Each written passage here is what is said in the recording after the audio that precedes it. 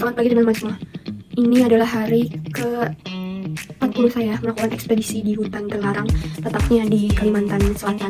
Ya, kali ini sepertinya saya menemukan lokasi spesies baru dari salah satu dinosaurus di daratan. Yaitu saya menemukan fosilnya. Saya telah mendeteksi letaknya melalui alat yang sudah saya gunakan. Ini mari kita cek, itu di belakang sana. Dan ini lokasinya ada di ujung sana teman-teman. Tapi akses jalannya cukup susah. Ini karena banyak jurang dan juga rawa-rawa.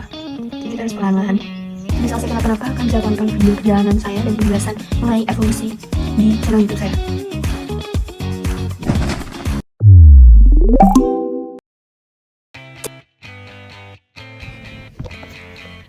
Oke, baik. Halo semuanya, perkenalkan saya Profesor Prasasti Syumharani. Kali ini saya melakukan ekspedisi penemuan fosil terbaru di daerah Kalimantan Selatan, yaitu di hutan terlarangnya.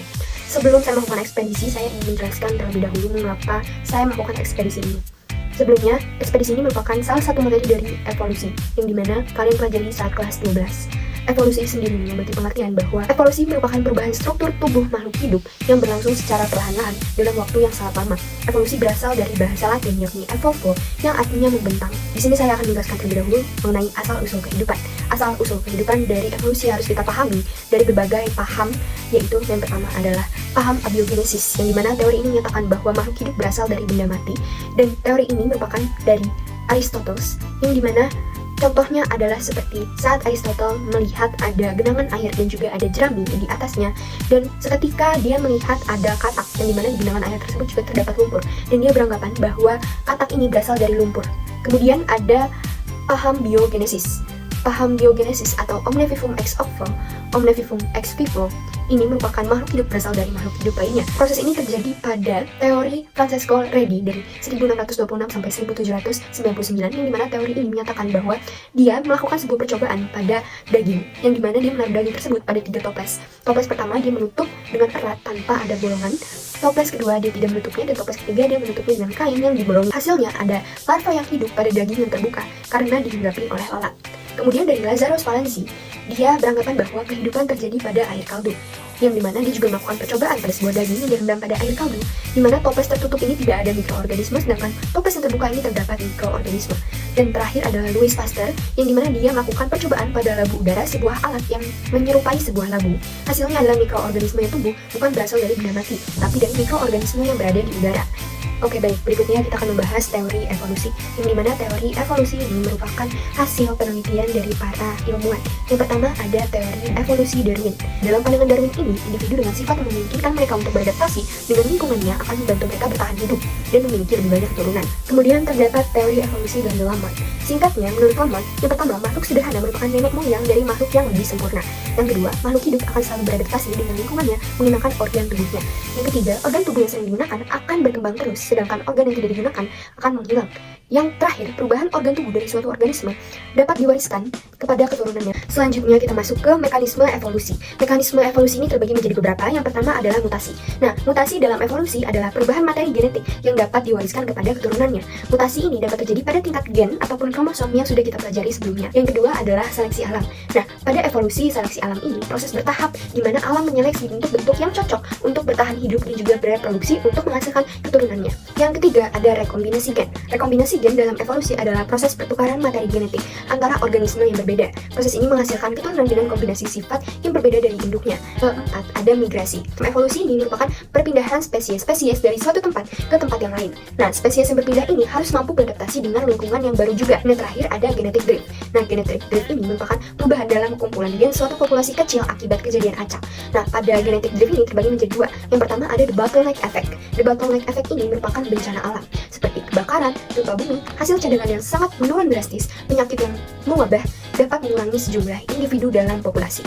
Dan yang kedua adalah the founder effect. Nah, the founder effect ini terjadi karena migrasi. Ketika sejumlah kecil organisme bermigrasi dari populasi yang besar dan menetap sebagai populasi yang baru di suatu tempat, itu merupakan the founder effect. Yang pertama adalah variasi individu. Nah, variasi individu ini terjadi contohnya pada burung finch. Setiap spesies burung finch di pulau tersebut yang memiliki paruh yang berbeda. Mengapa mereka memiliki paruh yang berbeda padahal mereka adalah satu spesies yang sama, yaitu burung finch? Hal ini dikarenakan oleh makanan yang dikonsumsi oleh burung tersebut. Karena burung satu dengan burung yang lainnya tidak memakan makanan yang sama. Contohnya adalah jenis biji-bijian. Kemudian yang kedua adalah penemuan fosil yang biasa kita ketahui nih. Nah, singkatnya, fosil ini itu merupakan bukti terkuat yang dapat kita temukan oleh bukti evolusi ini, karena penemuan fosil ini seringkali kita memang temukan di lapisan bumi yang paling dalam. Nah, dengan dalamnya lapisan bumi tersebut, kita dapat mengetahui seberapa lama fosil ini telah terkubur ataupun dia telah terbeban oleh beberapa tanah tersebut. Nah, yang ketiga adalah homologi dan analogi alat tubuh. Pada homologi ini, dia memiliki struktur yang sama, manfaat yang berbeda, tetapi dari nenek moyang yang sama. Contohnya ini seperti kaki kucing dan juga tangan manusia. Dia memiliki struktur yang sama, tetapi manfaat yang berbeda. Dan juga dia berasal dari nenek moyang yang sama. Sama juga seperti ikan paus dan juga kelelawar. Dia memiliki struktur yang sama, manfaat yang berbeda jika paus untuk berenang dan kelelawar untuk terbang, sedangkan dia berasal dari nenek moyang yang sama. Sedangkan analogi ini, dia memiliki manfaat yang sama, struktur yang sama, dan juga berasal dari nenek moyang yang berbeda. Contohnya ini adalah pada serangga, seperti kupu-kupu, dan juga serangga lainnya. Oke, berikutnya kita masuk ke embriologi perbandingan. Embriologi perbandingan ini, seperti namanya, embrio.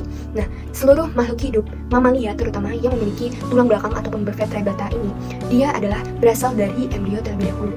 Nah, embrio ini memiliki kesamaan antara embrio lainnya. Misalnya seperti embrio pada kelinci dan juga kambing. Pada saat dia masih menjadi embrio, dia akan memiliki struktur yang sama persis, bentuk yang sama persis, dan juga dapat dilihat secara mata dia sama persis. Tetapi, sama seperti manusia, berbulan-bulan di kandungan, dia akan berkembang menjadi manusia seutuhnya. Sama juga pada hewan, dia lama-kelamaan akan membentuk spesies yang memang sudah ditentukan. Yang kelima adalah perbandingan biokimia dan fisiologi. Pada biokimia ini tentunya dia berfokus pada kimia dan juga struktur molekul jalur metabolik dalam tubuh, sedangkan fisiologi ini merupakan aktivitas pada makhluk hidup tingkat rendah maupun tingkat tinggi yang terjadi di dalam sel yang memiliki banyak kemiripan. Contohnya adalah manusia, ini merupakan fisiologinya adalah manusia. Dan manusia ini memiliki jumlah asam amino 0, yang dimana jumlah asam amino ini merupakan biokimianya ataupun reaksi kimianya, dibandingkan dengan di gorila. Gorila ini merupakan fisiologinya. Nah, pada gorila ini dia memiliki jumlah asam amino 1, yang dimana jumlah asam amino antara manusia dan juga gorila, dia memiliki perbandingan yang hampir mirip ataupun beda 1, dimana semakin dekat asam aminonya, maka semakin mirip kemiripan antara manusia dan juga gorilanya. Berbeda dengan manusia dan juga katak. Asam amino pada manusia yaitu 0 dan juga asam amino pada katak yaitu 67. Nah, perbandingan tersebut adalah sangat signifikan, sangat jauh. Maka dapat disimpulkan bahwa manusia dan juga katak tidak memiliki kemiripan pada fisiologinya. Dan yang terakhir adalah petunjuk organ tubuh sisa. Organ tubuh sisa ini salah satunya adalah tulang ekor, yang dimana dia tulang pada manusia yang telah terrudimenter atau tereduksi ataupun mengecil. Salah satu penyebabnya adalah secara evolusi dijelaskan bahwa pada saat zaman purba dulu manusia memiliki sebuah ekor yang dimana kita gunakan untuk berkomunikasi. Tetapi seiring berjalannya waktu, seiring berjalannya zaman, ekor tersebut lama-kelamaan tidak kita gunakan dan kita menggunakan lidah ataupun mulut yang dimana kita gunakan untuk berkomunikasi. Kita sudah mulai menemukan cara berbicara. Nah, karena ekor kita tidak digunakan, yang dimana fungsinya itu untuk berkomunikasi dan sebagai alat keseimbangan, lama-kelamaan ekor ini menyusut dan menyisakan tulang ekor. Tulang ekor ini ataupun namanya tulang koksigea. Oke teman-teman sekalian, tadi saya menyebutkan ada genetic drift di salah satu mekanisme evolusi, yang dimana genetic drift ini memiliki perbedaan dengan gen flow, yaitu perpindahan alel antar populasi melalui migrasi individu yang meningkatkan variasi genetik dalam populasi yang menerima alel baru. Berbeda dengan genetic drift, yaitu perubahan acak dalam frekuensi alel dalam suatu populasi yang lebih berpengaruh pada populasi yang lebih kecil. Pada evolusi terdapat hukum yang bernama hukum Hardy-Weinberg, yang dimana hukum Hardy-Weinberg ini merupakan salah satu hukum yang berperan penting dalam mekanisme evolusi. Memiliki syarat, salah satunya yaitu jumlah populasi yang besar. Dan rumus yang dapat kita gunakan adalah sebagai berikut, tetapi kita dapat memecahnya.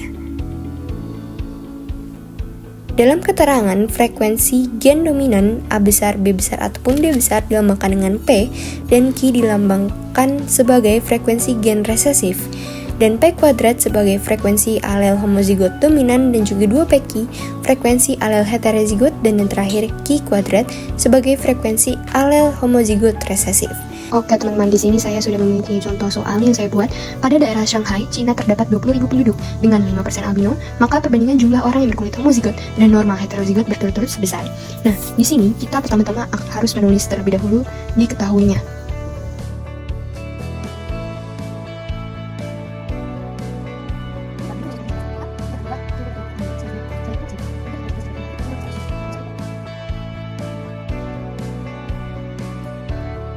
Kimia sudah kita ketahui bahwa kemudian kita akan mencari frekuensi gen normal